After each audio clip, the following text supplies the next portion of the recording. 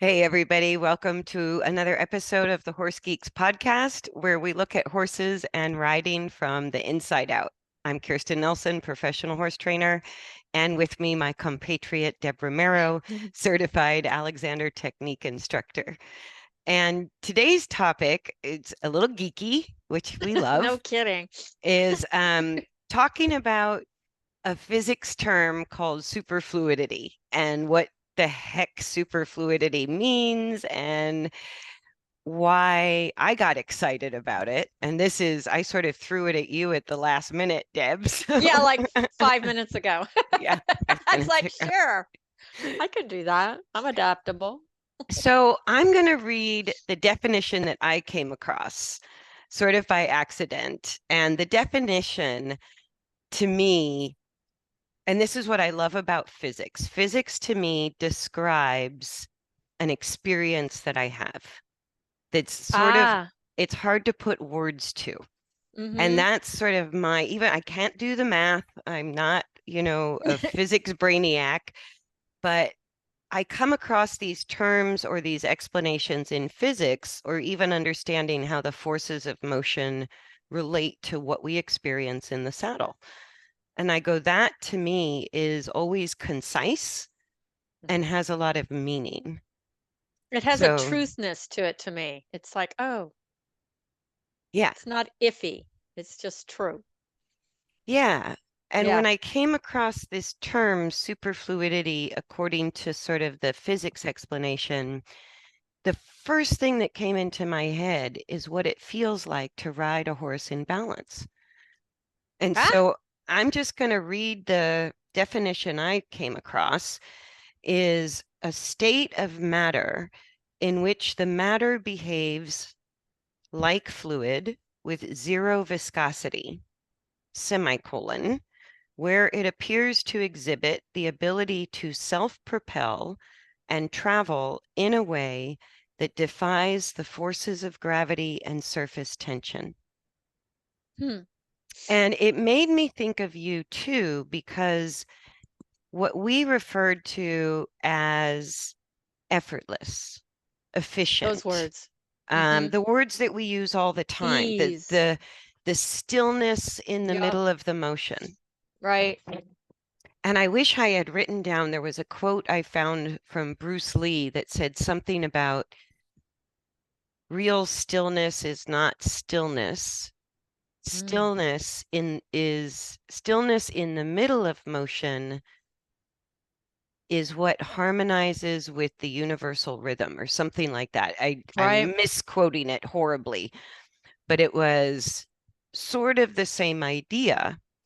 And so in this definition, where it appears, because it's not actual, but where it appears to travel, matter travels in a way that defies the forces of gravity and surface tension. And that is to me that feeling of the stability, the smoothness, the effortlessness of my horse, even if it's only a stride or two, in that Mm. moment where they get self-carriage. So all of these different terms we use are just different ways to describe this experience that it made me so happy. I go, actually probably has a mathematical formula. It's not woo woo. It's not woo-woo. It's not hard to, it's not this ephemeral feeling that comes from the gods or the heavens. It's like, no, no, this is something we can experience in our three-dimensional bodies and Right. with our horses' three-dimensional bodies. And that's interesting because our struggles, my struggle, I should own it, is always been not knowing what that is or what that feels like. Because to me, from my experience, no horse is balanced 100% of the time or fluid or whatever you want to call it, one with the universe. No, but I think to have that vision, even because even when I'm out teaching, every single rider I've worked with, or I would say at least 90% of them, have had these accidental moments Mm-hmm. on their horse Mm-hmm. where Mm-hmm. everything gets quiet and Mm-hmm. still and stable. And it's in the middle. It's almost like time slows down. And Mm-hmm. all of a sudden, you're in this wonderful stillness in the middle of a jump or a gallop or a canter or sort of just hitting the stride and trot or even in the walk. Right. It's A- like that no gravity experience. Yeah, That and there's no resistance, there's no force pulling you one direction or the other.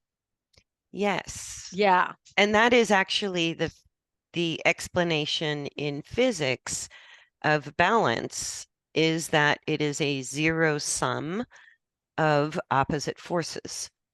So when Right. opposing forces equalize, it produces a zero sum of force.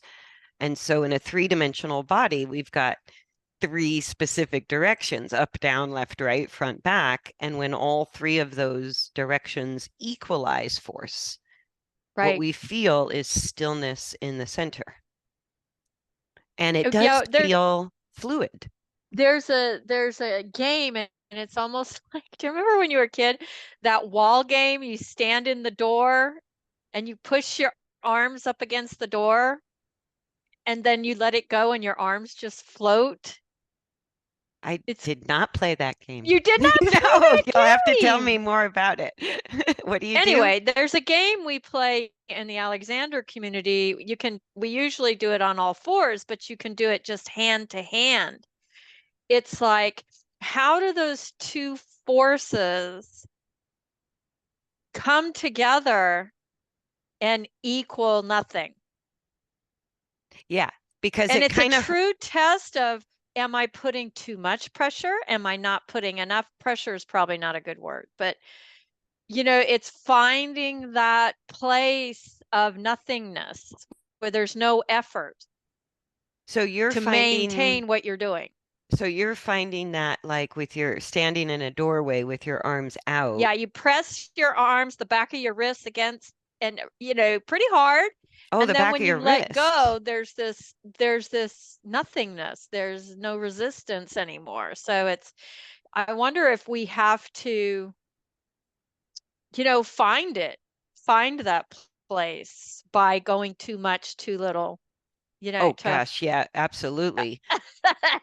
because it's not one place. It's not, if I hold my reins at notch 8, all will be well. Right. You No, know, it is by definition fluid and defies gravity. And those are two good so things.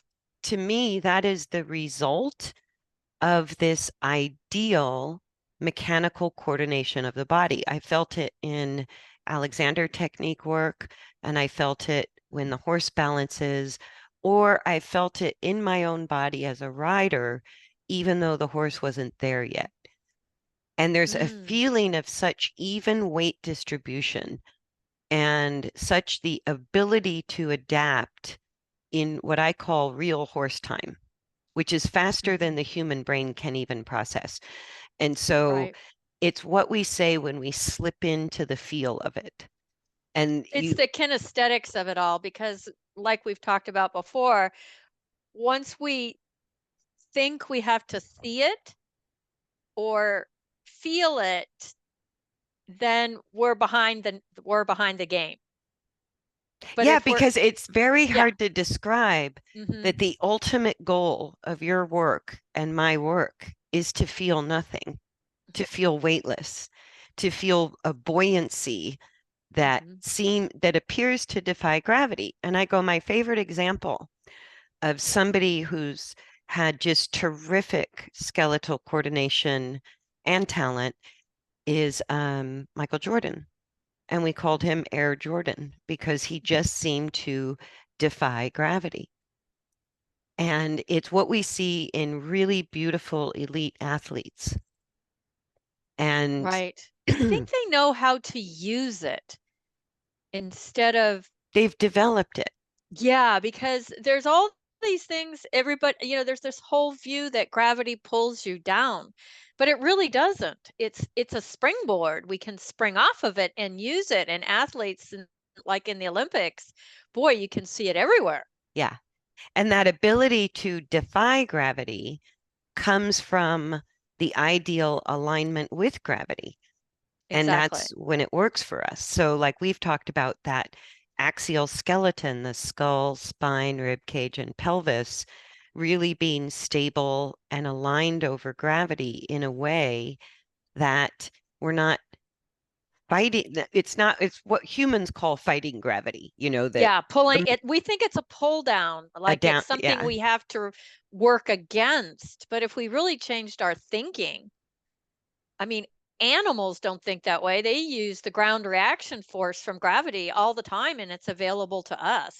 That's what supreme athletes use. Yeah. And even in looking at the pushing and braking phases of the stride. So when the leg, like when the horse's hind leg is pushing backwards, that's the pushing phase. And that forward propulsion is generated from the ground force reaction of Right. the leg moving against the ground. That's what generates the propulsion.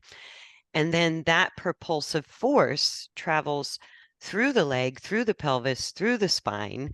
And if it's not correctly resisted, if it's not balanced with resistance, and that is the forward placement of our horse's hind feet and our forward placement of our leg when we're walking, we're still using ground force reaction, but we're using it in a resistant way rather than a propulsive way.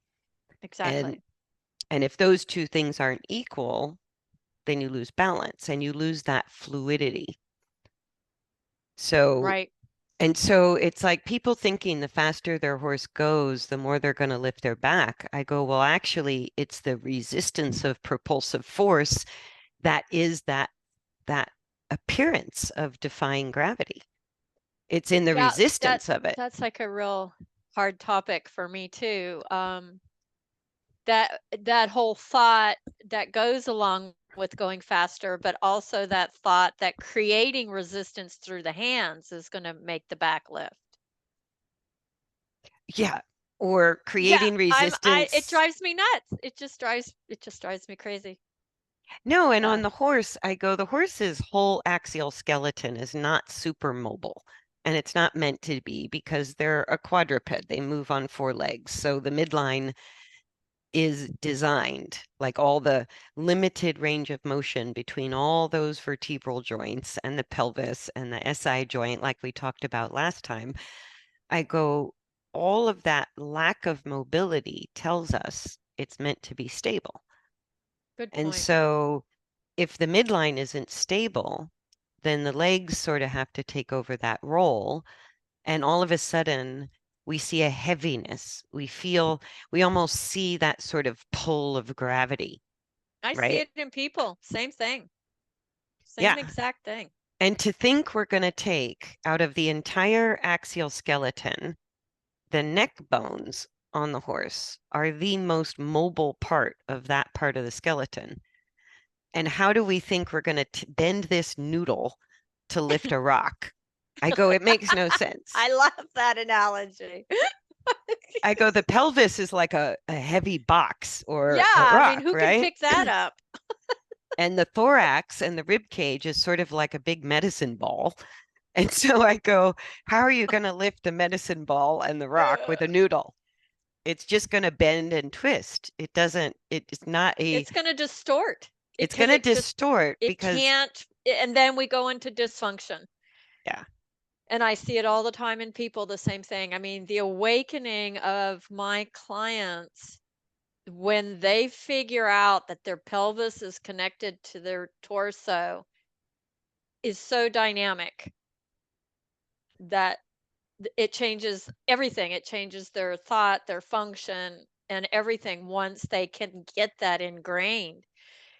It becomes this super fluidity because there's no resistance, there's no disconnect. yeah. And even like we talked about in our last podcast, this whole thing of engagement, disengagement, it's still rolling around in my head.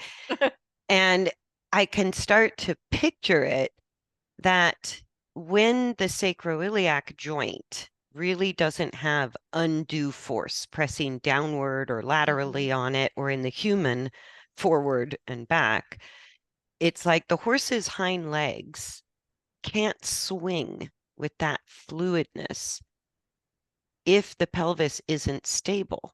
Because as soon as those pelvic bones are not stable, then the hip joint's going to be restricted. And if the hip joint's going to be restricted, then the legs are going to be restricted. And so to really free up that range of motion through the legs, it's like you always say, are all my joints open and available? Right? Yeah, And I go, that's I'm constantly asking that. when I think of a fluid movement in the horse, it's coming through the ball and socket hip joint, not the pelvic bones. And so I like that. would you say it's accurate, like in a human, that even though the pelvic bones move a little as the hip joint flexes and extends and the legs move forward and back, there's a minimal amount of motion in the pelvic bone, but I see it as far less than the mobility through the hip joint and the leg bone. So it's not equal like pelvic leg in flexion and extension.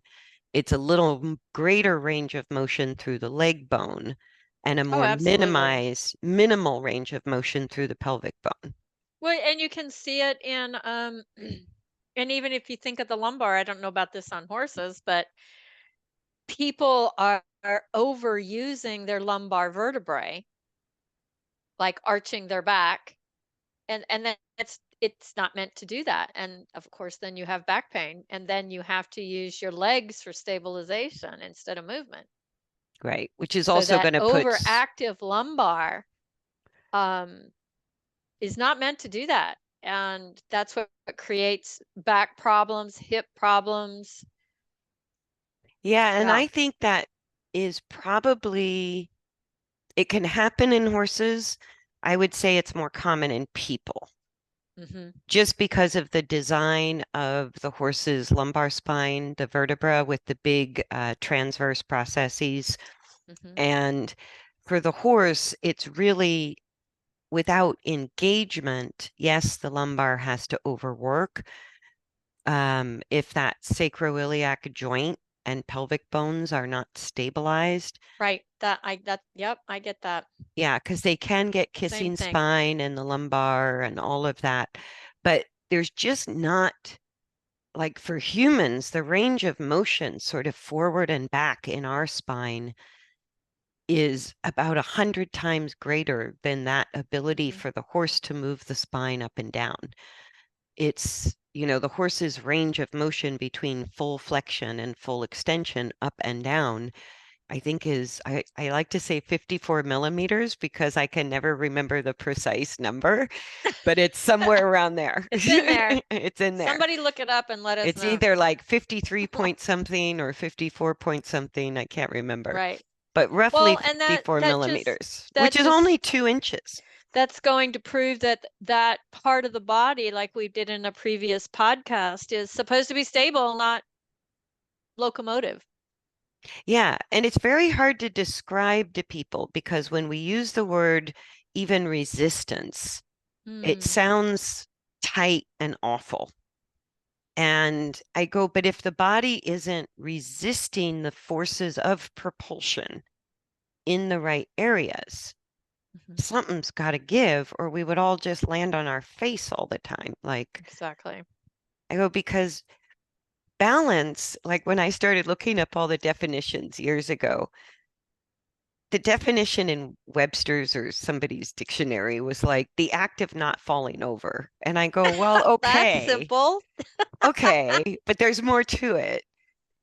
And so now I go, okay, let's just start with the act of not falling over. That is balance. Let's call it balance. I go, so what I'm looking for is a refined balance where Mm, the mobile parts of the body are mobile because the stable parts of the body are stable. I like that. Yeah, And that would. that Mhm. refines balance. So I go, everybody can balance. We can all manage to not fall over. So what's the difference? And I go, what I'm looking for is a refinement of that skill.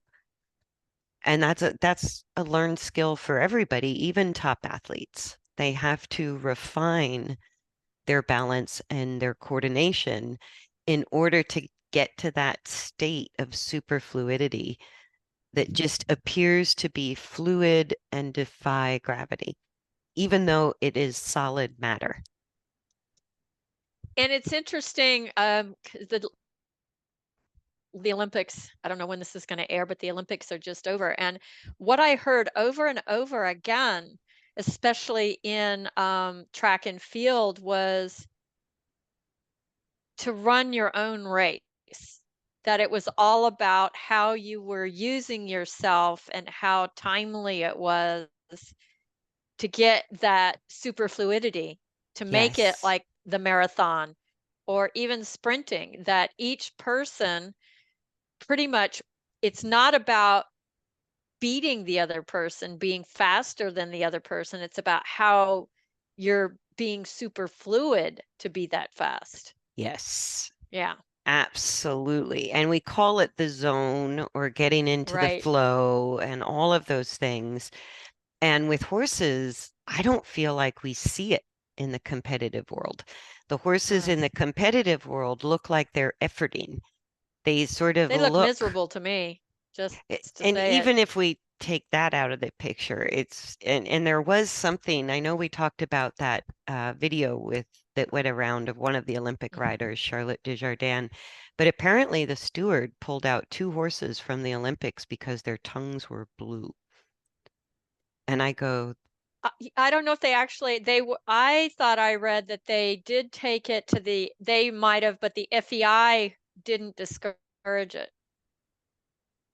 But I don't know the governing bodies for the Olympics. The FEI didn't say anything. It was brought to their attention and they said so it nothing, was but an Olympic steward. Because I the think so. stewards, like stewards, are typically the ones that check on the well-being of the horse. And two horses were pulled out because their tongue had turned blue Right. from the Right. bit pressure. And I Right. go, we're going to get kicked out of the Olympics. Like, we cannot keep making horses miserable and think we can claim ourselves as sportsmen.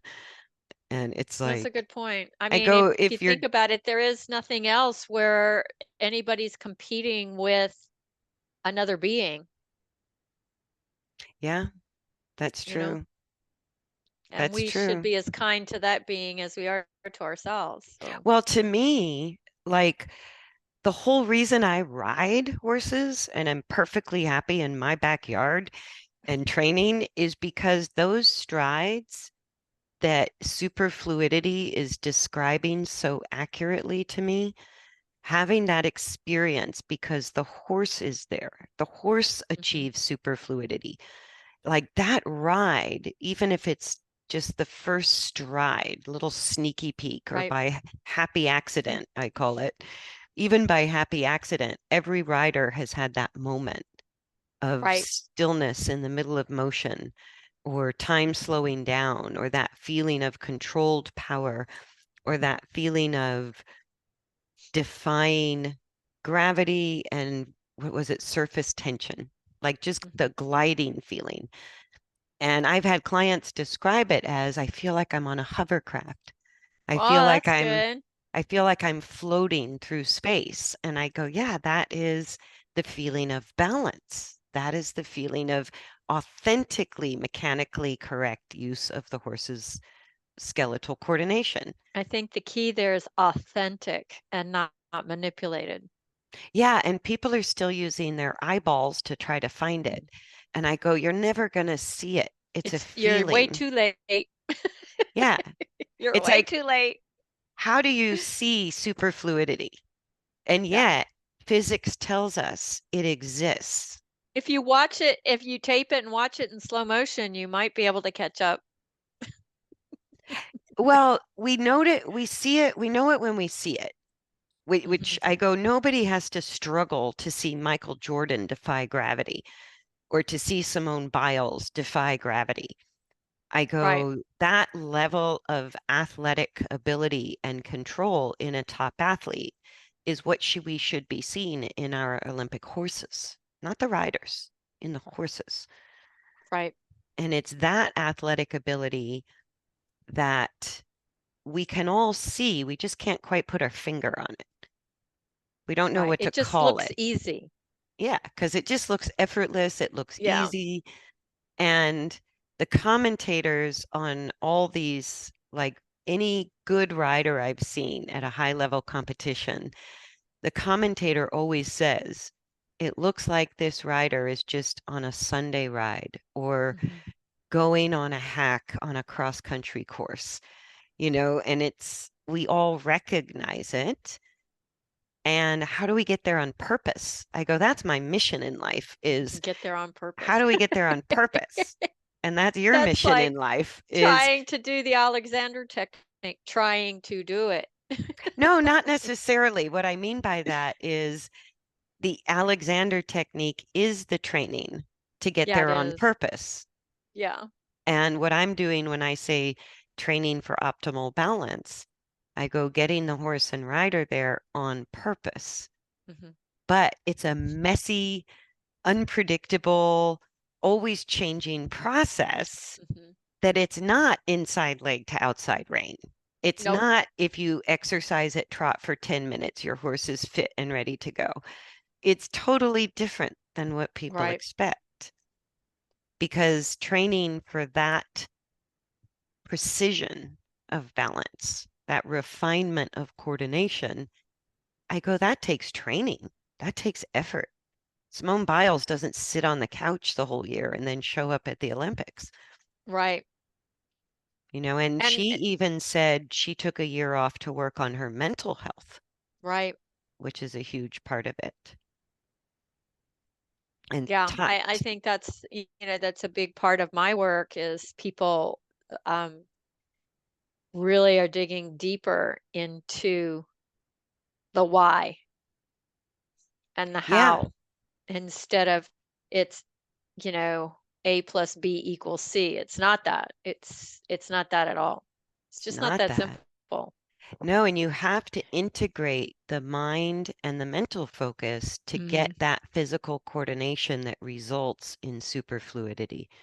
I go, it just doesn't happen without the mind and body really Hmm. unifying. And a large part of the Alexander technique, at least my experience, a large part of the work is just mental. It's I sort of agree. It's hard to tell that to people because who wants to do more mental work? You know what I mean? exactly, but Yeah. it's not hard mental work other than that ability to focus. It challenges or Hmm. develops our ability to focus, but it really is how we picture our own body during motion. Like you say, Mm. you've talked about when people attach mentally, just a construct in their head, Hmm. they think of the pelvis as part of the legs. It directly impacts the Sure. coordination of the Yeah. body. That's like Tim Cacciatore at alexandertechniquescience.com goes into body schema and what that whole thing is. If anybody wants to look that up, it's that connecting what really is and what we think it is. Yeah. Yeah. No, and as many anatomy books as I've looked at, what I just never forget this moment in an Alexander lesson where I felt the ball on top of is it the humerus is the arm Hmm. bone? Hmm. So the ball of the ball and socket joint for the shoulder is on the humerus and the socket is in the scapula. And for some reason, I had a scapula, a humerus, and a third joint somewhere else. Like in my mind, the shoulder joint was somehow like something stuck to the side of me. I love, and that's that body image, body schema thoughts of how it works or it doesn't. Yeah. But I Yeah. never even Yeah. realized that that was my mental picture. Hmm. And the mental picture was sort of causing how I was using my arms through the shoulder joint was a little restrictive and a little pulled forward. And when I realized, oh, that top of my arm fits inside the scapula. Mm. That changed everything. Right. And you've talked about arms hanging off your back. They're not stuck to your sides. Right. But I think when we look in the mirror, we see them as stuck to our sides. And so we sort of think it must be here. And that's the one dimension of our thinking, you know? Yeah. And it took me Yeah. years to actually feel and know exactly where my ball and socket hip joint was. Years. I love it. Did you hear that, people? Years. With help. Welcome to our world. I know, right? Years. So sometimes I'll ask riders, because I'll see the same thing you see, that the stiffness of the rider is that sort of thinking their legs start where their pants start Mm. and they lock the hip joint. And so I'll say, can you point to your hip joint? And it made me feel a little better, I have to say, because it's all over the place. And some Mm. people point to the ischium, the top of the pelvic Mm-hmm. bone. Some people point directly on the side of the leg, high Mm-hmm. or low. And almost never do people point to where it actually is. Well, I agree with that. They don't know. No. And I They go, just don't know what they don't know. no, I go, your hip joint is where your pants fold. Like, I love that. Either That's a you good one. or I think it was either you or Jana, the other Alexander technique instructor I Mm-hmm. worked with. She goes, it's where your pants fold at the top of your leg. That's Mm-hmm. where your hip joint is. And I'm like, well, that's easy. But the drastic changes I see in the rider when they realize their legs are attached closer to the front than the Very side, much so. Mm-hmm. right? And we're actually balancing on the ischium or the bottom of the pelvic Mm-hmm. bones, right? And Well, when that's like the thought that your is on your back, and it's not. it's in Your your middle, bodies of your vertebral column are actually closer to the center of your body. yeah, that blew me away too. Yeah. Yeah. And thinking that that's a total different level of support to me of where I stack my bones, shall I say, which stack is not a word Alexander people like to hear. But Align. just that, yeah, align that feeling of, oh wow, it's much closer to the center of me than on my back. Yeah. Much, Yeah, much more aligned to over the seat bones. exactly. Hmm. Yeah, like the skull sitting over the pelvis and the spine as sort of support between. I And we like think that. of like even on the horse, because they have such long spinous processes, Hmm. really long dorsal wings to the vertebra, especially through the upper thoracic, and that's what makes the withers. And because we can feel those spinous processes, it sort of gives people the Hmm. impression that the spine is just right there at the top of the back. Close to the top, to the start. Everybody thinks it's superficial. Yeah, and it's Yeah. much If I deeper than see that. it, that's where it is, when that's probably not true. Yeah, because if you take your hand and you put it kind of in the groove down the middle of the horse's back, and you drag your fingers down the barrel sideways towards the belly, Hmm. it's about 4 or 5 inches before you hit the top of the rib cage, Yeah. which means that's where the rib cage is starting. So the spine is that deep below the back muscles. And on a horse, like when Prima lost all that weight, you could really see it because she didn't Right. have her back muscles had atrophied. And it was interesting as I could see the edge of the my cat's trying to get my attention. Um, could see the edge of the long back muscle as just a tight band right Oh, where wow. the rib cage started. And I go, that's just how tight and atrophied her back had become. Had gotten. Yeah. And what makes her look like she's gained weight is the long back muscle restoring healthy circulation and actually working again, rather than just sort of staying chronically contracted from Mm. all that inflammation. Yeah.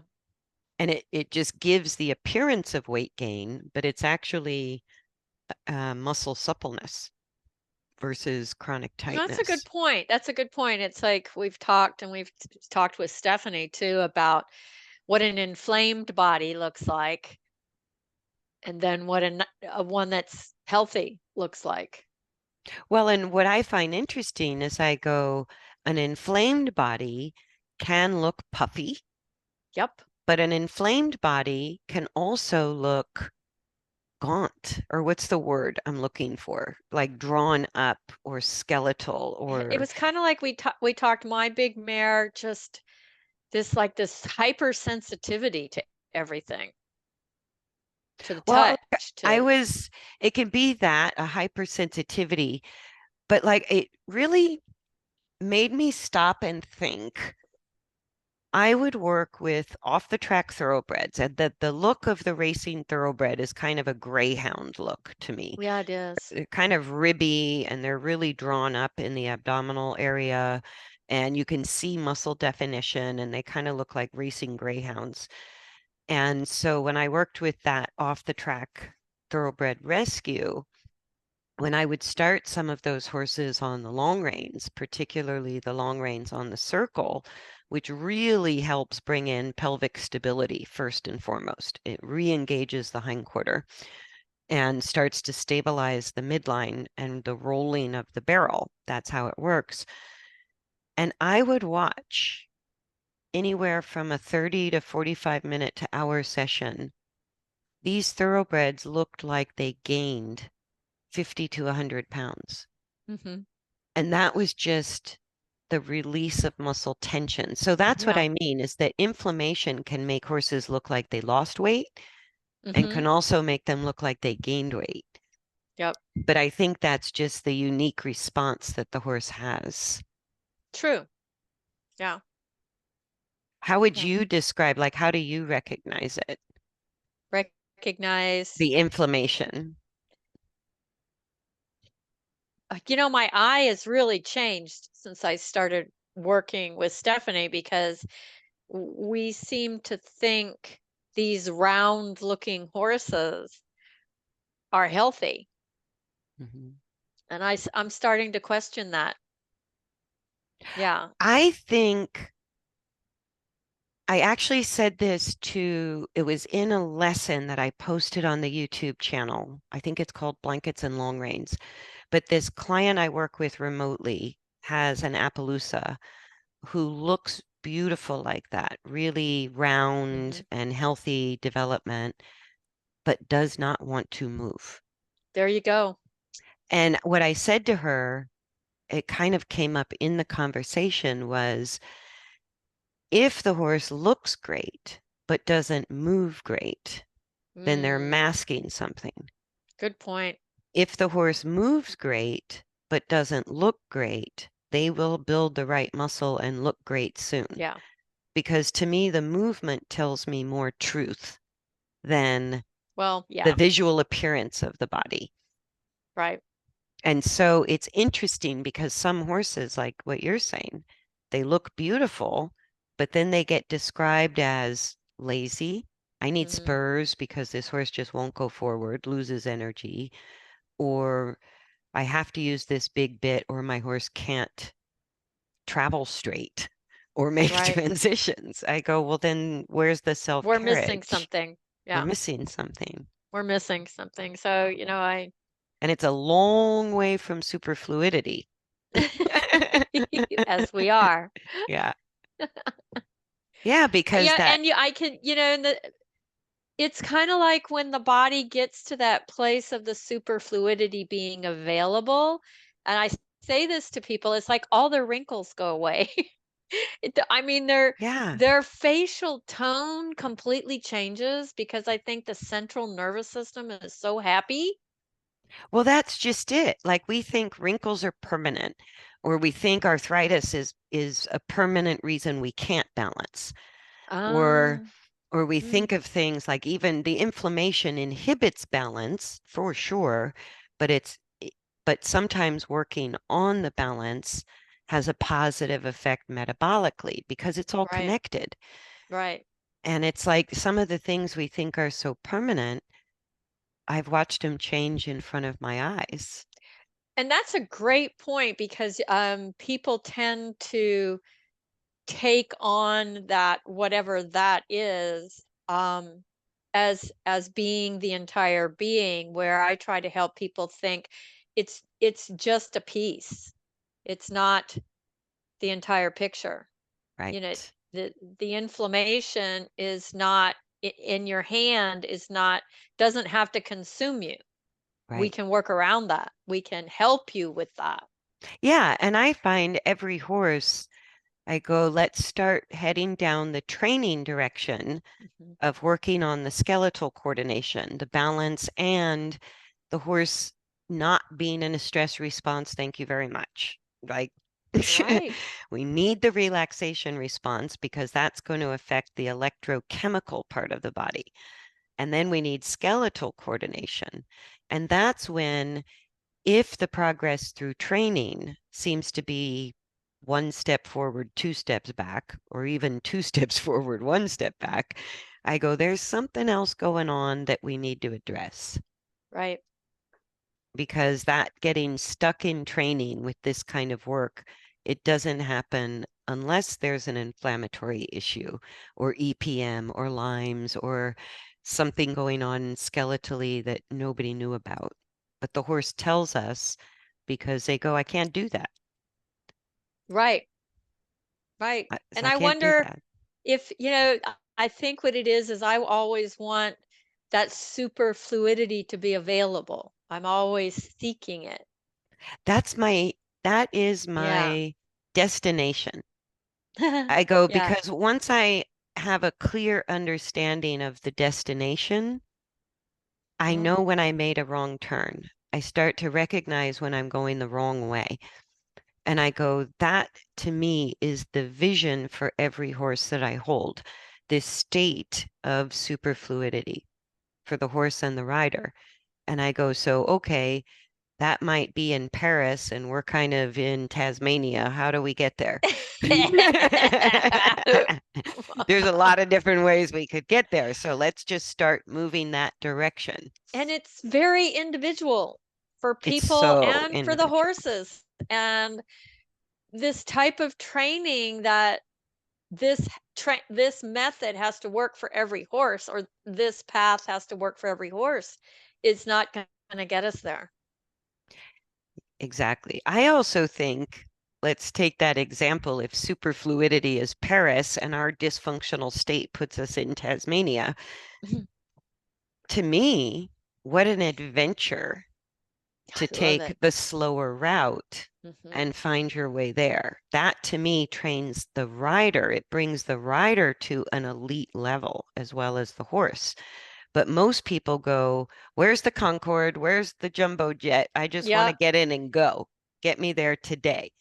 And I go, well, you're going to miss a lot by trying to not go through that journey. I go, you can sort of do that, but I go, wouldn't it be more fun to kind of enjoy the process? It's more euphoric to me because there's just these little lovely things of superfluidity that happen along the way. Yeah. Or You know? there's a depth of communication we can have with Mm, our horse yeah. when we sort of say, okay, we're getting from Tasmania to Paris by horseback. We're going together. Yippee. This is not going to be the fastest journey, but it's going to be the most interesting and fun. Yeah. Yeah. I And that, like that. And that's kind of like what the Alexander work is, because our training is 3 years. I mean, come on. oh, yeah. That's nothing quick about that. No, and even if you gave me a very healthy young horse that was really talented, I go 3 years of solid training would really be the minimum if there were no Good surprises point. along the way. That would be the minimum of developing the skeletal coordination to that level of refinement of superfluidity. I go, it's that to me is a more realistic time frame than 90 days. I'm That's a like, good point. Come on. And I go, Yeah. who can afford to put their horse in training for 3 years? Nobody, but we can learn it and become better riders ourselves. And that's kind of the whole focus of my work and your work is Mhm. to empower people with the tools to get there. And that's great that I think we talked about the first case horse I had. I'm still working with him. We're getting close to 2 years. And we're, we're we're sometimes back to not just long lining, but leading or what's happening to get from the barn. That the owner is becoming more vigilant and understanding Yeah. what these little tiny messages are that she's getting when she walks from the paddock to the cross ties or whatever. And I love that. I Yeah. love that the owner can get to the point of sensing before it gets way out of whack. Yeah. She's like, "We're here today. What can we do about this?" Instead of, "I want to go to a Grand Prix dressage test in a month." So, and I get it's been a journey for her to Yeah. come off of that high. Well, and to But me, I think and you and I were these people at one point, uh, absolutely, where the drive and the motivation to compete was because we were sort of searching for that level of athletic ability or that yeah, elite feeling, right? And the only avenue that appeared viable was competition. right, But I go, no, that superfluidity just exists as something available to everybody with or right. without showing. If And you choose it, if you choose that. Yeah. it's those moments that we've all experienced by accident that I go, if we're going to get there on purpose, you can't hitch a ride. Like there is no way. I There's go, no short term yeah, gel cream. you can't pay your way to get there. No. You can't hitch a ride. I go Mm-mm. because even my best mentors, I go, they're like, they hand me the map Right, and they give me a couple of faster routes or they act like GPS as I go through my journey, right. but they're not the ones taking the journey. I'm the No. one taking the journey. And when I take that journey with my horse, I go, to me, that's the only way to truly experience superfluidity. Whether or not you win ribbons, I really don't care. I don't But care anymore. It sounds fun, but there's so much my body gets so much more joy out of that personal experience with my horse through that struggle than I ever had when I was competing. and to me, when I work with competitive riders, I go, my goal is still this refinement of skeletal coordination that leads to superfluidity. And you know what? They're winning competitions long before they ever achieve that state of superfluidity. I go, the That's Yep. competition is a piece of cake if you aim much higher. I Right. I go, but we Yeah. need a much higher aim than just winning a competition because we Mhm. have blue tongues and we're whipping horses.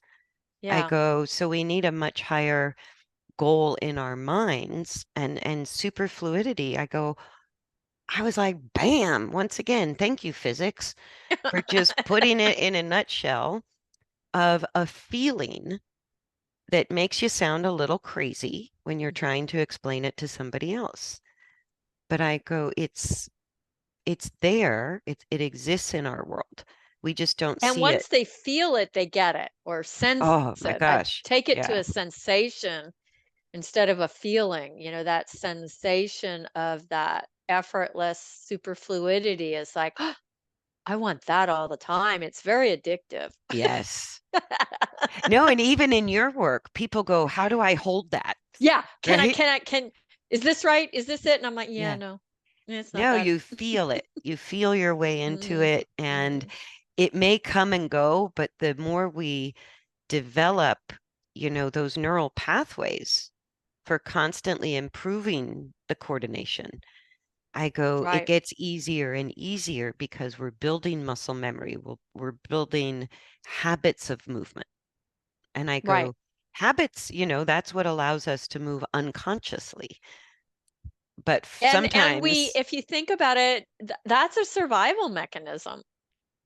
mhm, There's not many geeky people like you and me that want to picking practice apart getting it movement. out of a chair, who does that? Well, Um, to me, if I could take my magic wand and touch a rider and go, this is what you will experience when your horse uh, is trained in balance. Touch the horse, touch the rider, and give them less than a tenth of a second is all it takes to go, I want that. I want that. I want that. I want that. Yeah, Because it is the feeling that I ride for. me too. I'm constantly looking for it. Yeah. Yeah, I Yeah. And my agree. horse becomes more and more and more athletic as a side Mhm. effect, but And as yeah, and we, I've heard that about look, I compare my 22 and 24-year-old horses to others of the same age, and they don't look like 22 and 24-year-old horses. I know. And that's why even with the diet change and Prima's challenges, I'm watching her look younger Hmm. between the age of 30 and 31. I go, as Right. soon as I changed the diet and she lost all that inflammation, she hasn't colicked, but Yay. it's like she suddenly looked 100% her age of a 31-year-old horse. And then I just posted a training update where she's starting to look rounder again and moving Yay. better, which is the combination move better and look better. That has to be the magic formula. But watching the years come off of her as she ages because she's improving her balance and her Right. skeletal coordination. And this time we don't have inflammation as, I don't know, it's like having road construction or something. It's It's like it like just, having that rock in your shoe.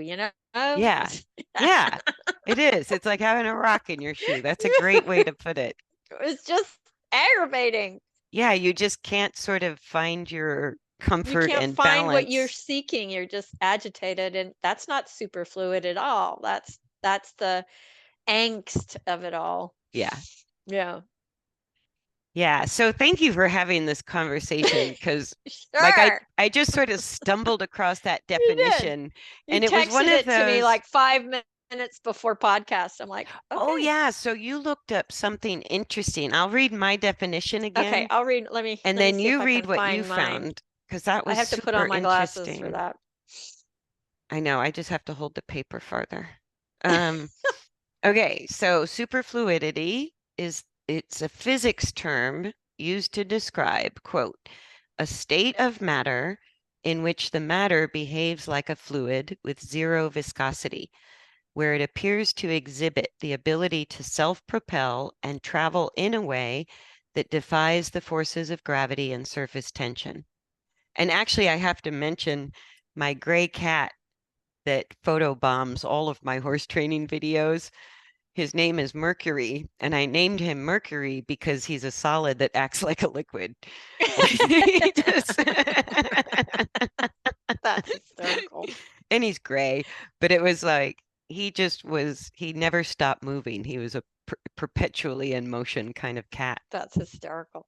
Okay, so read your So I dug into actually looking up a physicist that worked with superfluidity and superconductivity because mm, I just wasn't grasping the direct meaning of it. So he writes, according to our modern understanding, superconductivity is nothing more than superfluidity occurring in an electrically charged system.